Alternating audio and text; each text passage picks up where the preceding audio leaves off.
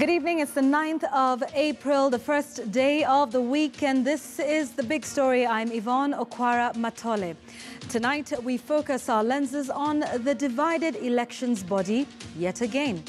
The Chief Executive Officer of the Independent Electoral and Boundaries Commission, Ezra Chiloba, has been sent on a 3-month compulsory leave pending investigations into unspecified procurement issues. The IEBC chair, Wafula Chebukati, communicated the suspension in a letter that is said to have the backing of 2 commissioners. Meanwhile, the other commissioners, including Vice Chair Consolata Maina, have criticized Chiloba's suspension, terming it an unjustified ambush. You will remember that in March this year, Chiloba appeared before the Public Accounts Committee to answer to audit queries raised by the Office of the Auditor General. Among concerns were the purchase and distribution of election materials and legal fees paid following the 2013 general election. Chiloba was served the leave notice on the 7th of April. Tonight, we ask how much the suspension of the head of the IEBC Secretariat will assist investigations and whether it will derail the operations of the body. We would like to hear your views. Please do speak to us. The hashtag is #TheBigStory at KTN News at Yvonne Okwara. I'll be introducing you to my guests in just a moment, but first take a look at this statement from Wafula Chebukati, who's the chair of the IEBC. This is the statement that was sent to newsrooms today. The Commission's plenary meeting held on Friday, 6th of April, received and discussed an audit report on some procurement matters. Subsequently, it was decided through a majority vote to expand the audit scope and that the CEO proceeds on compulsory leave for a period of 3 months to enable conclusion of the audit. It goes on to say, or rather he goes on to say, it is important to note that in making the decision to carry out a comprehensive audit, the Commission is performing its oversight role to safeguard public resources. This is a statement from the chair of the Independent Electoral Boundaries Commission following the suspension of its CEO. There has been tension and friction between the two. We'll be getting into quite a bit of that in just a moment on the show today. Is it too little, too late? Some legislators seem to think so. It is too little, too late, because Chiloba should have gone yesterday. For me, should have gone much earlier, because he became too arrogant. He could not listen to anybody, and he rubbished anything that was suggested to improve the deliveries of IEBC. But what was the problem, and what is the problem, is what appears to be insubordination of the chairman by Chiloba. The problem about the servers, why Chiloba could not allow the technician who was already in Kenya to open the servers during the presidential election, is something that Chebukati should have gotten rid of him a long time ago. We'll be talking a little bit more about that. Seems like this is unearthing again those issues that came to the fore after the August 8th general election last year. To speak more about this with me, I have Thomas Letangule, who's the former IEBC commissioner. We will be speaking also on phone to 2 other persons. One is Ndindi Nyoro, who is a member of the Public Accounts Committee in the National Assembly representing the people of Kihara. Also on phone will be Ishmael Nyaribo, who is a lawyer and analyst as well. So we'll be speaking to all of them in a bid to help us understand what this means and whether indeed we'll get to the bottom of some of those issues that were raised by the Office of the Auditor General. We also have our lead reporter on the show tonight, Sophia Wanuna, who joins us from our city centre studios. Sophia, good evening. Let's begin with the reports that perhaps Chiloba, the CEO, had not seen this notice. We understand he left the office on Friday before this notice could be served to him. What more do we know about his suspension, whether he has indeed received it, and, you know, why exactly he's on suspension? Good evening, Yvonne. Just to clarify, compulsory leave for 3 months is what this letter from the chairman to the CEO IEBC is indicating. So today at 2 p.m., we can confirm that, in fact, CEO Ezra Chiloba did receive this letter. It sends him on 3 months compulsory leave, and this is pending investigations into key procurement touching on the 2017 general election as well as the fresh presidential election. So talking about key procurement, including the ballot papers, the KIM system, the media campaign that was engaged during that period of time. So it sends him on this period, 3 months compulsory leave, and indicates as well that if during that time his input is required to shed more light on any of the queries, then he will be informed.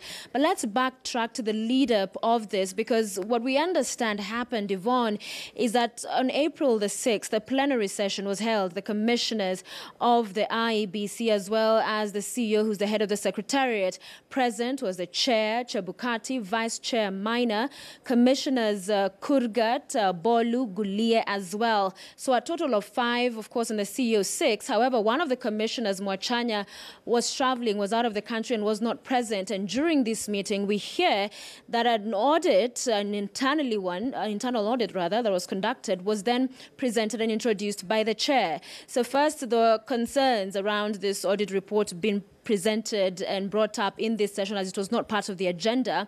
However, it stood the time, and the CEO was excused because then he was a subject of discussion and awaited the proceedings thereafter. And so this controversial internal audit report on this, again, procurement queries touching the 2017 general election, the proposal then being made that he be sent on compulsory leave pending further investigations and probing on the same. And supporting this move was the chairperson, Commissioners Bolu, as well as Gulie. However, during the proceedings of this, we understand the vice chair, that's Connie Minor, stormed out of this meeting saying that first it was out of order for this to be introduced and procedurally, and that this was a system or rather a process that appeared not to be complete. So she stormed out, not participating in this vote, and also not participating in the same was Commissioner Kurgat. So this, according to the politics that have been playing out, not just now, but even last year, just before the general election and thereafter, appear to be the same divisions, the down-the-line kind of a setup and division, with 3 commissioners appearing to be on one side and 3 on the other, now with the resignation that we saw last year of Commissioner Akombe. So what now comes into question, and very importantly so, Yvonne, is, does this decision hold? Why do we ask that? Remember, there were these amendments to the election laws that were controversially passed because they came late into the general election. And those amendments and changes to the law were also touching on matters of quorum. And one of the proposals then, or even what was actually passed by Parliament, was that quorum be 3 members. And that if a majority of those 3, meaning 2, agree on a matter, then the same would hold. However, that law, after being amended, was challenged in court. And the court reverted back to what was the law before. And so, as it stands now, quorum is 5 members. So when they met on 6th of April, yes, quorum of 5 was there, at least at the beginning of the meeting, before the vice chairs, we understand, left that particular meeting. However, to have a vote of 3 supporting this is what many may ask questions about, because according to the law, as it stands and as far as decisions of the commission, it says a majority of all members. So this notwithstanding those present or those voting as the amendments before stood. So you have 3 members supporting this. As whether it will be challenged, we'll wait to see. But Yvonne, as to whether the CEO will proceed to this compulsory leave, again, is a matter of guesswork. We'll have to wait to hear about that. But also what we've come to learn is that the Auditor General's office is already undertaking an audit, which started actually in January, into the preparations and the kind of procurement and money spent in the lead up to the 2017 general election and thereafter. And so this internal report and audit that has come out, some raising questions about not whether it would impact the manner in which this other audit process that's already ongoing will happen. Then again, we'll have to wait to see how all of this plays out, Yvonne. Yeah, and I was just going to ask you about now the investigations that are to take place over the next 3 months while the CEO is on compulsory leave. Do we know who's going to conduct it? Have they asked for help from outside? Because we know of the internal audit that you mentioned just before that was presented at that meeting. But do we know who's going to be conducting this investigation now? It appears to be the same group conducting what is being described as an expanded audit and more questions being asked. But of course, the Auditor General as well in his mandate will also be looking to have a report on just how taxpayers' money was spent in the preparation of these elections. So we'll have to wait to see in the end of this process how this matter will be introduced. But important for our viewers to remember, this is not the first time we're seeing a clash between the chairperson of the commission and the CEO. Even in the lead up to the 2017 general election, many will remember they actually had to go for a retreat to mend fences and to bury the hatchet because this explosive memo at the time had leaked, asking the CEO to respond to some of the allegations that had come out, and even thereafter after the presidential election petition. So there's been, and this, Yvonne, is a commission that has been in turmoil, a lot of internal issues, even leading to the exit that news that broke last year as well of Akombe citing this internal wrangle that had made it impossible for her to continue to work in that commission. And so it will be one of those to watch and see how this particular matter will be resolved. The term of the current CEO, Chiloba, ends, it should be next year in February, but that of the chair, 2023, that is after the general election that is slated for 2022. So could he still be the same chair that we'll see overseeing that election? Maybe, but for the CEO, his term not getting expires before that election. Okay, Sophia, do we expect to hear from Ezra Chiloba anytime soon, tomorrow, in response to what's just happened? We have tried to reach out to the commissioners, the chair. All he did was send that statement you had earlier on the super wall. Chiloba said he was not going to be commenting on this matter as it is a live matter within the commission.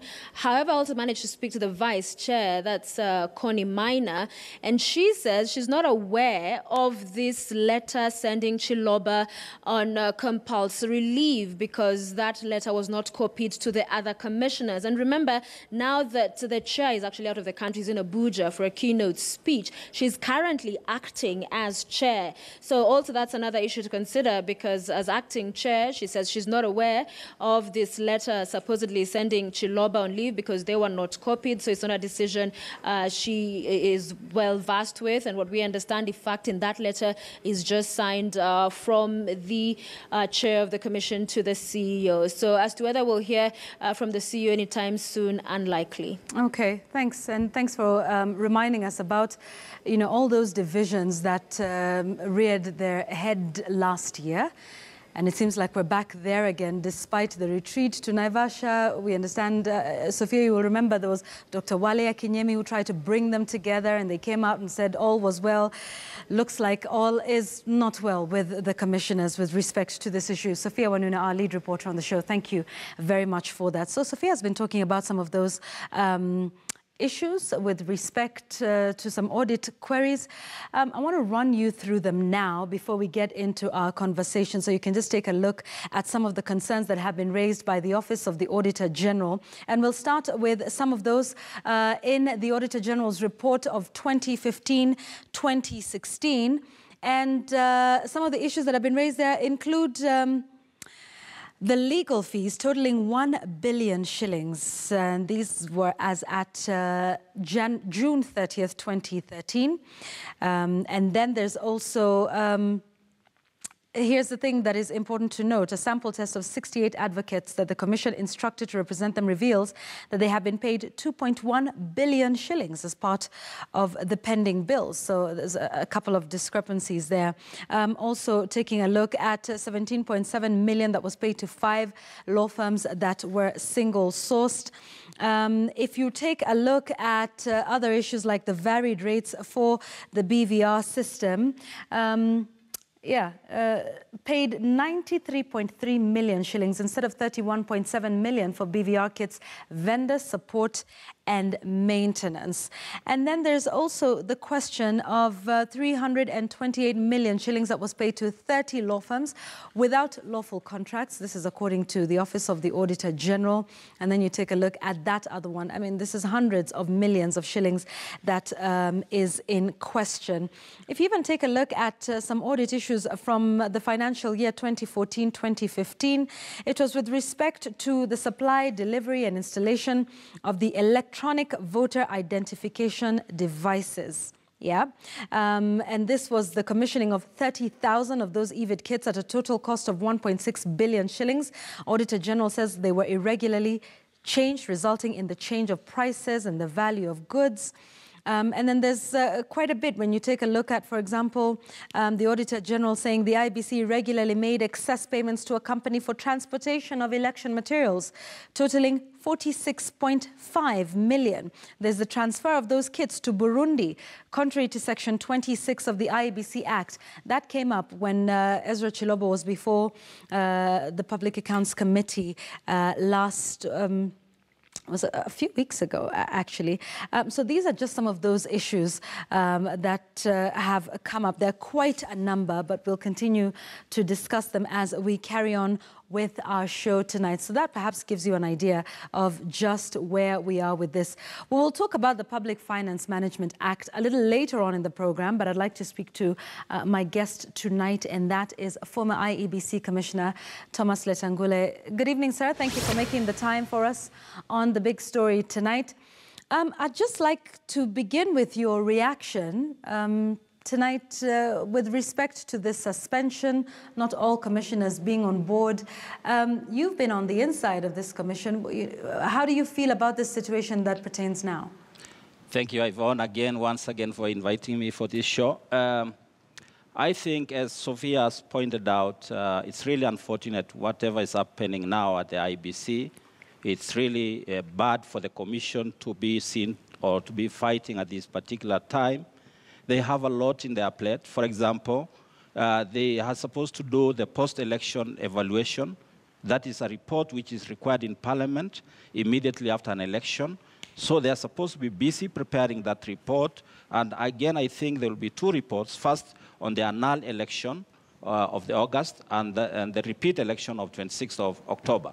So this is a commission which is ideally supposed to be very busy, putting their house in order. Remember again, very soon they're supposed to do about boundaries issues immediately after the population census. And that's in about 1 year time. And therefore, this is a commission which is supposed to be together at this particular juncture. This infighting is not good for them at all. If you look at the history of the electoral commissions in Kenya, there was the disbursement of the ECK, and thereafter the disbursement of the commission that I was in, the immediate former IEBC, which was being chaired by Chairman Isaac Hassan and my team. And therefore, I think preliminarily, this is a very wrong thing for the commission to be fighting. This is a very important commission that is supposed to be seen to be united. It's actually a very crucial commission for this country. So I fault what's going on at the IEBC at the moment. That kind of infighting, that leadership crisis is going to have an impact on the entire commission. Okay, and we will come back and talk about all of those issues that you said that the Commission should be busy with, including a review of boundaries, a second one that is due. We'll come back and talk about that. And of course, the effect of, 1, the divisions, and 2, also the absence of the CEO in just a moment. But let's speak to Ndindi Nyoro, who is the Kiharu Member of Parliament. He's also a member of the PSC in the National Assembly. Ndindi, good evening. Thanks for speaking with us. So, thank you very much. much. Yeah, so the CEO and his team were before your committee not too long ago, and you were querying them about some of these issues that have been raised by the Office of the Auditor General. What's your reaction to him being sent on compulsory leave tonight? I think it's very unfortunate, especially given the fact that the Commission is treating Kenyans into a circus. Because when we say that the Commission sent the CEO home, I think that is a misrepresentation of the fact, because it's just a section of commissioners who actually did it.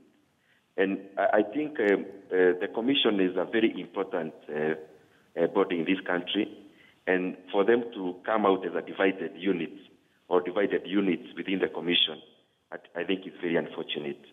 However, we went through the report from the Auditor General, and we queried the commissioners, and also the management led by the CEO in the Parliamentary Accounts Committee. And the things you have raised are actually true.